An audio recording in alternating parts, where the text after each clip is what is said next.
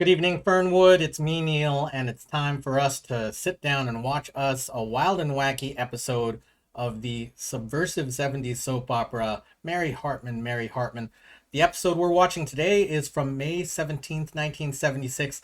A lot of things happened last week, so let's do an overall recap, household to household, and get us ready for today, because I think some big stuff is happening. We'll start with the Haggers, who are a bit at odds because Loretta has been moving towards a more church oriented career path. Charlie has set up a recording session for Loretta to sing Vitamin L, the song that she wrote before she did her flub on national TV. Loretta is at first excited and then gets quite hesitant and really wants to focus toward the church, even though Charlie is uncomfortable with the preacher, 8-year-old Jimmy Joe Jeter, who we haven't met yet. At the Shumway household, Martha and Kathy are setting up for Kathy's wedding to Dennis Foley. They're quite excited about that, and they don't really understand why Mary has an issue with it. George, on the other hand, seems more focused on things at the factory, where he has been going head to head with Tom Hartman about, well, the money that is not getting paid to the members of the union.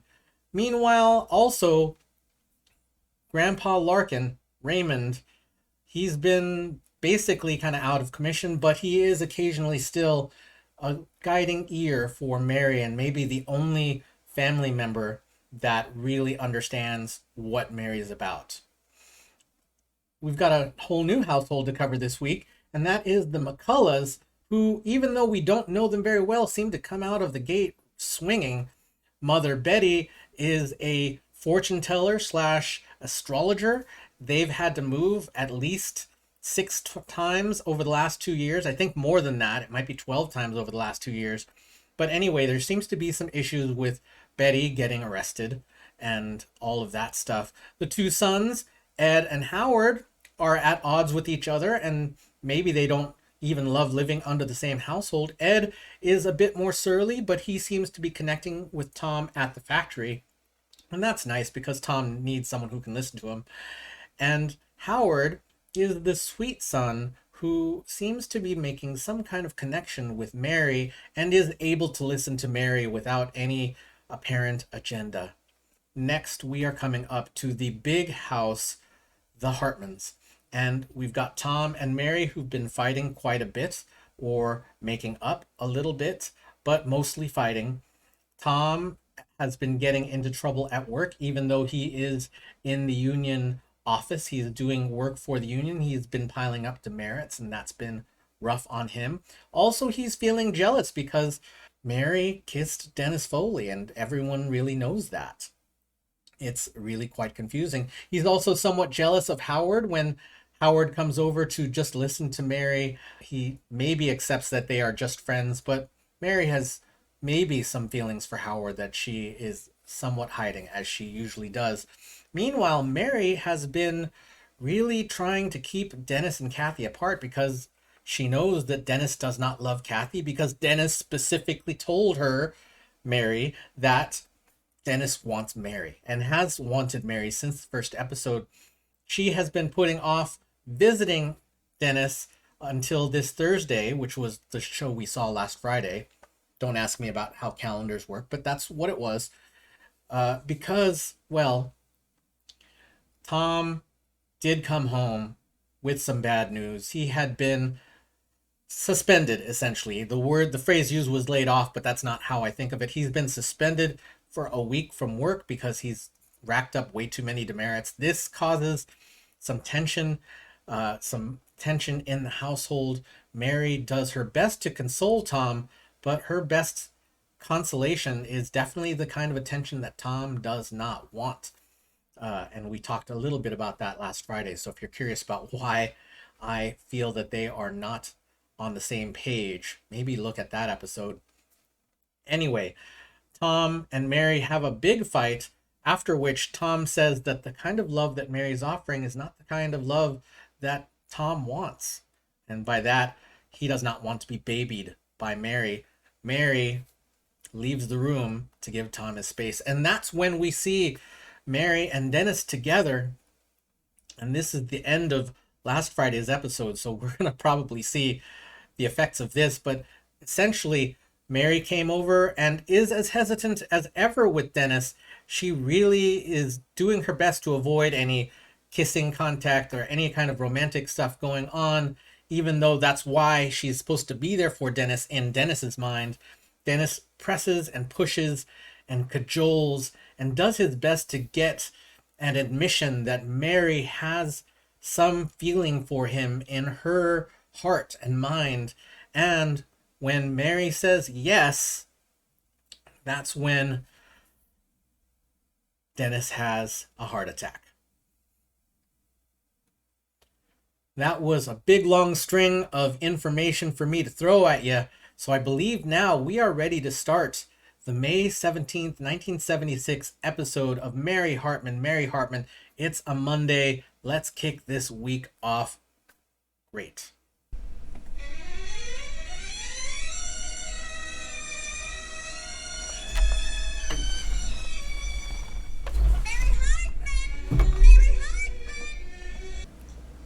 Has happened, yes. Now, the thing not to do is to stand here and say, oh no, oh no, oh my God, he's unconscious. Oh no, I must not say, oh my God. What I must do is I must stand here and I must give him cardiopulmonary resuscitation, and I must give it within the first 3 to 4 minutes. That's what I must do. Okay, Dennis. Okay, now, let's see if I remember this. Okay, now first, tilt the head back like this. That's very important. And tuck the left hand under the neck. That's right. Now, second, check for the breathing by listening with the ear. No breath. Okay, third, check for the pulse at the big artery in the neck. No pulse. Okay, fourth, now, if there is no breathing and if there is no pulse, then I must do 1 cardiac thump within the first minute. 1 cardiac thump.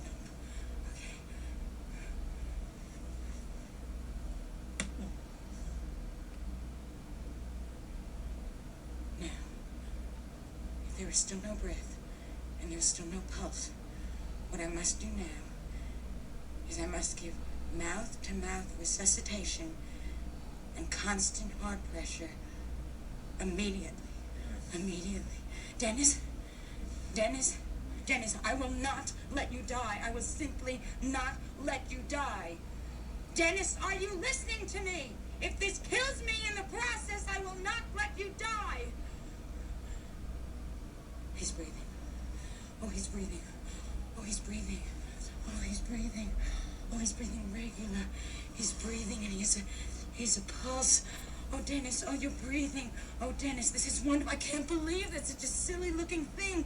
Like cardiopulmonary resuscitation could do so much good for mankind. Oh, Dennis, oh, thank God. Thank you so much. I can't tell you, just thank you so much. Dennis, say something, anything, just anything, say something. Dennis, don't talk, okay? I am totally in control. I am totally in charge of everything. Let me tell you about this. You see, what happened is you're a very lucky person because I saw this doctor do the CPR technique on television show. He did it to a mannequin on the Barbara Walters show. What happened, Dennis, was I was ironing while I was watching the show. And I was watching the show, and I found this show so interesting that I quit ironing in the middle of the show that I could watch it. I mean, I'm just so amazed at what you can learn from ironing. Dennis, I'm going to save your life. I'm going to save your life. What? This is pain. No, Dennis, don't talk. Don't move, Dennis. Don't move. I'm going to take care of everything right now, okay? I'm going to take care of everything. You don't move. You just stay there. The phone. What I'm going to do now is I'm going to call the ambulance on the phone while you stay there. Okay, Dennis? I'm going to call the ambulance on the phone. I'm right over here. I'm going right over to the phone right now. Let's see. Hello? Information. I'd like the number for the closest hospital, please. What do you mean, who am I? I'm not information, you're information. I want the number for the closest hospital, please. I have a dying man here! That was just a joke, Dennis. That was just a little joke. I just said that to get results. It seems to be one of the only things the telephone company responds to. Yes. What? What? Dennis, I am totally in charge here. Just totally in charge here. Hello? Yes, hello, is this Fernwood receiving? I would like to, report an emergency here. I am at, Tilden Avenue, which is a little bit down from Sutter, and the apartment number is 203. It's a very large pink building. It's a very, very large, pink building, and I have a heart attack victim here, and what I really... What? You don't have an ambulance? You're a hospital and you don't have an ambulance? What? What? I can't hear what you're saying. Fire rescue. The fire rescue? Oh, of course, the fire rescue. You are so stupid! The fire rescue. That's a wonderful idea. The fire rescue. I'm gonna call the fire rescue. Yeah. Yeah. Hello. I have, an emergency here. I'm sitting here with a, heart attack victim. I'm at Tilden Avenue, and I'm a little, down from Sutter. It's a very large pink building. It's a great big pink building with the number 203 on the apartment. Now, I just wonder if you could pick up this heart attack victim that I have here now. Oh, thank you so much. Oh, my name? Oh, that's totally unimportant. No, I'm just the person who caused the heart attack. No, you'll know me. I'm the guilty one. Yeah, thank you very much. Thank you very much. Oh, Dennis. Oh, Dennis. Oh, Dennis. I can't believe it. We did it. You are so lucky. You are so lucky that you live in a pink building, Dennis. You are so lucky. Dennis, wait a minute. Let me just put this blanket over you in case of, like a shock. I'm sorry, there's no offense or anything. I mean, just a little shock or anything, just in case, okay? Just in case. Just in case. Sorry. Oh, Dennis, it's all gonna be fine. Everything's gonna be all right, and it's all taken care of, and everything's gonna be fine, and you're going to pull through. You're going to pull through. You are not going to wind up in a jar like Leroy Fetters. Oh, Dennis, if I only knew that thought was as consoling to you as it is to me. Oh. Kathy, you're not eating. Your daddy and I have finished already, and you haven't eaten a bite. And here I thought Spam with mustard sauce would be such a nice change. It's Thursday, Mother. It's Thursday, Martha. Girls don't eat on Thursday. Especially if their fiancé promised that they'd set the date. For the wedding. She keeps looking at her watch. He'll call. Well, why hasn't he? I mean, it's Thursday. We're supposed to call on Thursday. I'm calling the police. Oh, Kathy, that's silly. No, Ma, just to see if he's at work. I thought he had Thursdays off. Wait. Hello, Sergeant Foley there. Thank you.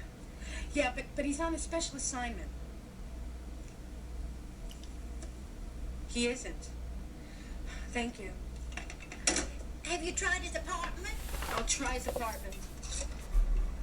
Minutes, Dennis. They are never more than minutes away. And I am right here, and there is the phone. It's Kathy. Which I will not answer because that would not be a wise thing to do. Which I will answer because otherwise she might think that something is wrong.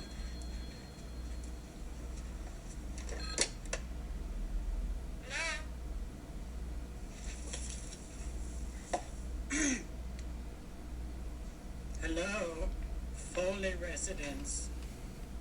This is the, landlady. Oh, Mrs. Lupritz, I didn't recognize your voice. Oh, well, I am speaking through a doily. A what? I am speaking through a wet doily. You see, I smell gas. Gas? Is Dennis all right? Oh, yes, Dennis is fine. He isn't here now, but I smelled some gas, so I decided to come into the apartment to check it out. It was very nice talking to you. Bye.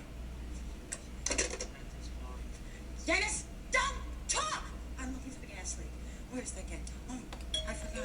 That's all. Dennis, I told you, minutes away. The fire department is minutes away. Okay. Miss Foley? She's right over there. I am her friend, though, you know. I'm a very good friend, and I just happened to be lucky enough one time. I watched the Barbara Walters show, and they did this whole thing on heart attacks on the Barbara Walters show, and they did this thing where they check the pulse and everything, and they check the eyes, and they check everything, and they do that thump thing. He's checking his vital signs. Blood pressure, pulse, respiration stable, no signs of arrhythmia or shock. Rescue unit number 1, coronary care unit number 3. We have, how old is he, lady? 50. We have what appears to be a 29-year-old male, apparent cardiac and respiratory arrest, resuscitated by a citizen CPR. Vital signs stable, feel safe to transfer to hospital, and will monitor en route. You are so quick. I mean, that is just amazing. That is amazing how quick you are. I mean, it is so lucky. It is so lucky. I mean, for the victim, it is so lucky for the victim. It's lucky for you guys, too. I mean, that's really lucky. I mean, you get to get home early, don't you? I mean, you get to get home early, and then your wives don't get mad at you or anything. The only lucky part, lady, is that you knew what you were doing. You saved his life. Did I?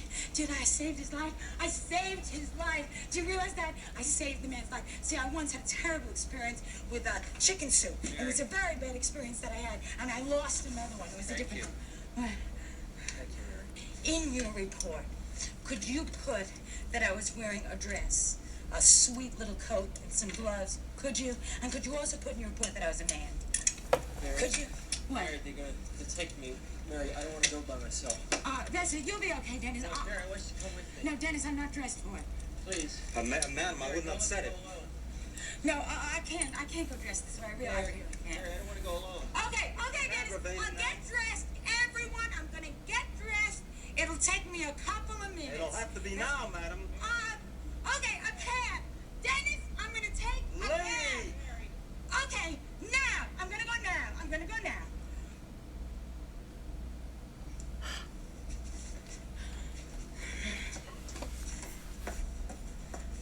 You're supposed to be in your room. No, Yes, all patients must go to their rooms after visiting hours. no, I don't have a room. You're a ward patient? Then you're not even on the right floor. No, I'm not a patient. Then why are you without your clothes? Oh, because I'm in my robe. Are you from psychiatry? I beg your pardon. If I could just have your name, please. Actually, you know what I'd like? Do you have a cigarette? No smoking. I no longer smoke, and our gift shop no longer sells tobacco in any form. Your name? Oh, I'm sorry, but it would be, to be perfectly truthful with you, I'd be very uncomfortable giving you my name. See, under the circumstances, I You just... are from psychiatric. Could you please stop saying that? I am here with Dennis Foley. He was just admitted here for a heart attack. It's Sergeant Dennis Irving Foley. Oh, he is so cute. Yes. I mean, that is so sad.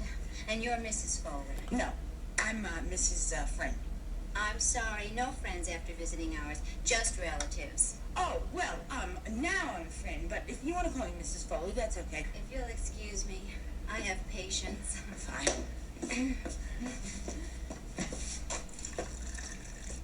Oh, hi. I beg your pardon. I don't suppose you remember me. Of course, Mrs. Foley. Your husband had the heart attack. Oh, well, that's sort of right, except for the Mrs. Foley part. Oh? Yeah. You're not Mrs. Foley?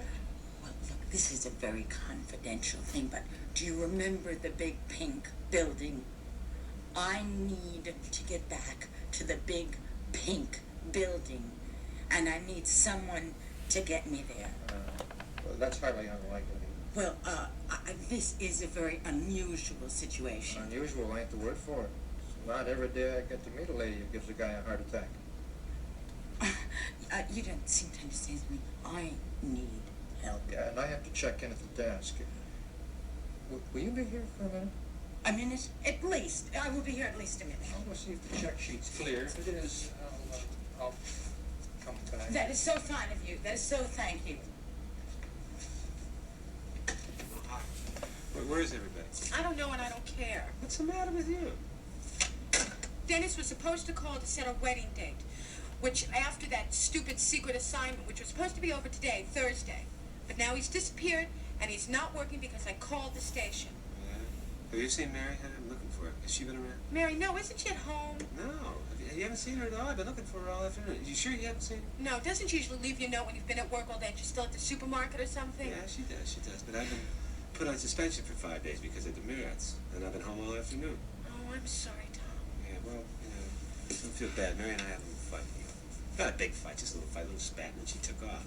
She took off and she's been gone all afternoon? Yeah. How long have you been trying to reach Foley? All afternoon.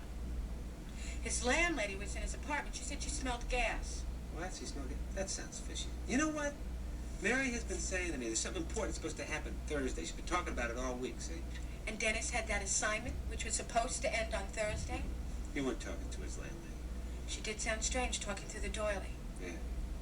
You know what? They are together. Oh, no, I think I'm going to be sick. Yeah. Oh, no, they can't be together, They Tom. are. Do you want to come with me while we find out? Hmm? Let's go.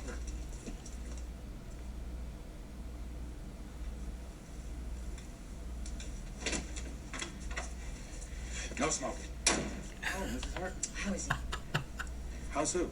Sergeant Foley. I'm sorry, but I just bummed this from one of the younger nurses, and I promised that I wouldn't tell who she was if I got caught. How bad is he? Actually, it's just a mild infarct. Which nurse? I beg your pardon? Judy. She's blonde. No, I mean about the infarction. I'm sorry, but my lips are sealed about this nurse. Infarct. A mild infarction. All right. It was something long and Polish. Miss Prezavlevsky. I'm sorry, I can't tell. Could you tell me about the infarction? What is it? Well, actually, it's an injury to the heart muscle cells, and some of the injured cells die, and it's brought about and it's caused by kind of a blocking of the circulation through one of the coronary arteries, which brings blood to the heart muscle itself. Oh, that sounds awful. Nah, he'll be fine. It was very mild. I didn't know Sergeant Foley was a friend of your family. No, he's not. I beg your pardon. Why do you always have to show up everywhere? I put in one night a week here at Fernwood Receiving. Oh. Can I see him? Oh, no, I'm sorry. Is he still awake? He's just nodding off. I really have to talk to him. I mean, it's very important that I speak Look, to him. Mrs. Hartman, I think he's had enough excitement for one evening, so if you'll just go home, I'm sure you can visit with him in the morning. Well, that's just the problem. I mean, I really can't. If you'll notice, I am in a bathrobe. It's very becoming. Thank you, but it's not mine. I just threw it on for the emergency. And one of the problems here is... Mrs. Hartman, I'm a physician, not Ann Landers. I know, but the problem is that I can't go home now. I mean, not just yet. Do you understand? Yeah, I think I understand. I mean, you don't have your purse with you. Or my shoes, or my dress. Look, do you want me to lend you some cab fare? No, that's really very sweet of you, but I think one of your paramedics is going to take me home. But thank you anyway. Oh, look, I've got to be going. Okay, I just want to ask you one more question, okay? Just tell me this. What about, is there any chance of a relapse or a complication or anything? No, he's resting very comfortably. He is strong, isn't he? Oh, he's very strong. Yes, I can't thank him enough because I've been so nervous. I'm so upset about this whole thing. Well, after an indiscretion, Mrs. Hartman. Indiscretion? That was a heart attack. That was not an indiscretion. Mrs. Hartman, doesn't take a medical degree to add up a married lady, an oversized bathrobe, another man's apartment, a heart attack, and come up with whoopee. Now, if you just go home and relax, I'm sure your nerves will calm down.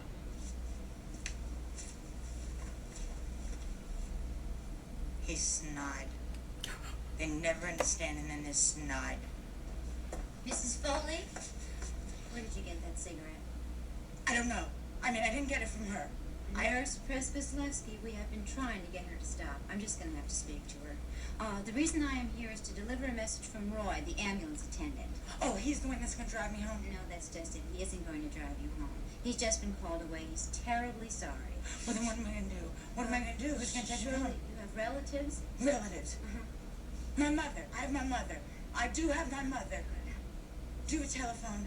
Yes. Where is it? There. Oh, fine. Do you have a dime? A dime? A dime, yeah. Just if you have a dime. Oh, yeah. You do? Thank you very much. I will pay you back. Thank you very much. What I am afraid of is this, that Kathy will go to Dennis's apartment, he will be there, and not have a good excuse for not calling. Then they will get into a big fight, and the whole wedding will be off.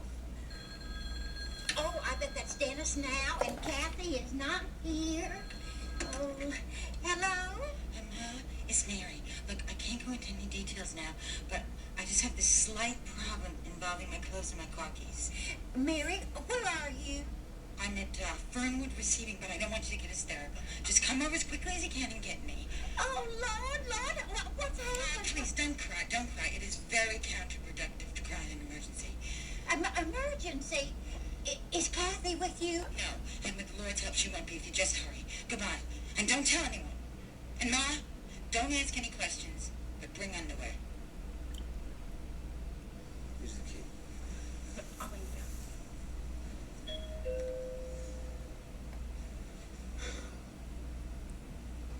Listen, I know you don't want to be here, right? Of course, I don't want to be here. Look, I'm terribly sorry. I forced you to come. I didn't mean to. You didn't force me to come. I'll use the key. No, after I ring the bell. Let me ring the bell.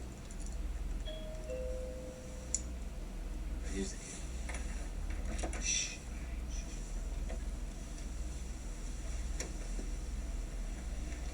Dennis?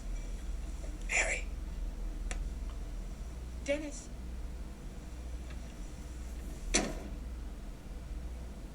Mary? Oh, I feel awful. Oh, brother. I feel stupid. Doesn't look like they're here. Yeah. We busted in. You didn't bust in, I had the key. Well, it's the same thing.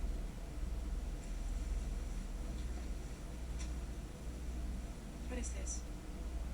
That's Mary's purse. Are you sure? Yeah, I'm sure. The only question is, where the hell are they? Out. Yeah, they're out. Because they didn't do anything here, right? Right? Look, don't get upset, because if you get upset, I'll get upset. You're the one who's upset. I'm just a little P.O., that's all. Look, Mother told me not to jump to conclusions, and here I am, jumping to conclusions. Sure. Damn right. Mary's purse in Dennis's apartment, no wonder. Look, it could be a completely innocent coincidence. Oh, come on, Kathy. You just want to believe that. True, but it is possible.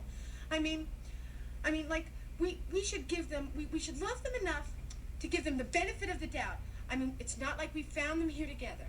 Well, yeah, that's true. And she could have just come over here to congratulate him on the marriage. And you know how she's always losing things and leaving things and stuff? Yeah, I agree. And it could be just a big misunderstanding, like the kiss. So why don't we just go and pretend we never came here? Okay, let's go. Wait, I have to go to the little girls' room first, and then we can just forget this whole thing. But hurry up, will you? All right.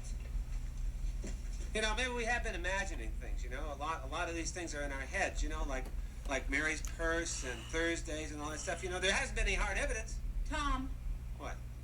I just found some evidence in the bathroom. Hard evidence. Yikes.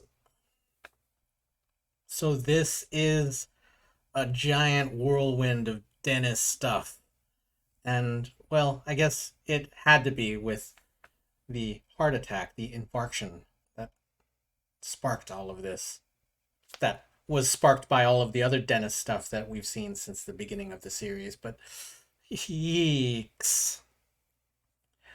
You know, I think I've criticized Mary in the past for wanting to fill silence with language. Like, she just cannot shut up. And I know it's more entertaining that she is actually speaking, I think, in some ways, because she's speaking to not feel her feelings. In my very,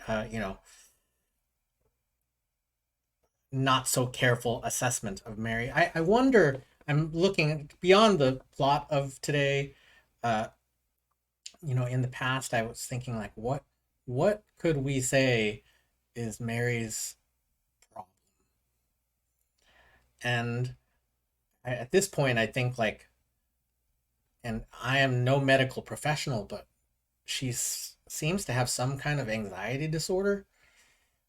And I wonder, not that this was a diagnosis that would have been given in the 1970s, but yeesh, learning to manage all of that is a lot. And not that I know directly about it, it's just something I've heard about a tiny bit. So if you have thoughts about what Mary might be going through without spoiling, please throw your thoughts down in the ring. But anyway, so Mary spends a whole segment trying to figure out how to keep Dennis alive, how to call the hospital. I guess 911 wasn't a well known thing in 1976. I could have sworn that 911 existed at that point, but maybe it was just a few years later that that came. I'm not 100% sure on when 911 was introduced. I'm sure that we had a few different choices, but anyway, on television, you call the operator and the operator gets you to where you need to go. So we've got that. At home, we've got Kathy worrying about Dennis and worrying why she is not receiving a call from him. Martha, of course, is doing the best kind of consoling that Martha does, which is usually not that consoling. Then Mary at the hospital again. We just cut back and forth. Mary interacting with the various staff there. We see Dr. Furman again.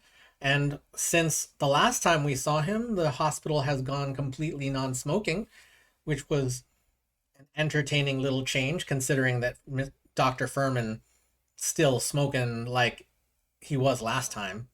But anyway, Mary trying to get home because her clothes are not there. And I maybe wasn't clear that she was naked underneath that bathrobe when we saw her last Friday, but guess that was the case. And she's trying to get home to resolve the nakedness issue plus the no money having issue. She calls Martha, and Martha is the one to panic because that's how she rolls. Dennis is resting away while Kathy and Tom make a plan to go over to Dennis's apartment. I'm not sure why they rang the bell because Kathy did have the key, but I guess they were trying to be polite and maybe not surprise whoever was behind the door. And of course, they find the clues that Mary was there. And not only that, she's in, what's that word, flagrante? She's naked, basically, is what they have assessed at this point. I guess we'll see what that means. I'm not sure what they imagine. Is she running around like Lady Godiva with Dennis as the horse? That image just came to me as a way of weirdly explaining it, and boy, did I not like it. There is the May 17th, 1976 episode of Mary Hartman, Mary Hartman. I get the feeling we're going to even out a little bit over the next week. So we are approaching episode 100. This was episode 96. We are not quite a third of the way through the series, but you know, I'm excited. I'm excited. Let's call this a day. Thank you again for coming along, and we will see you tomorrow night in Fernwood.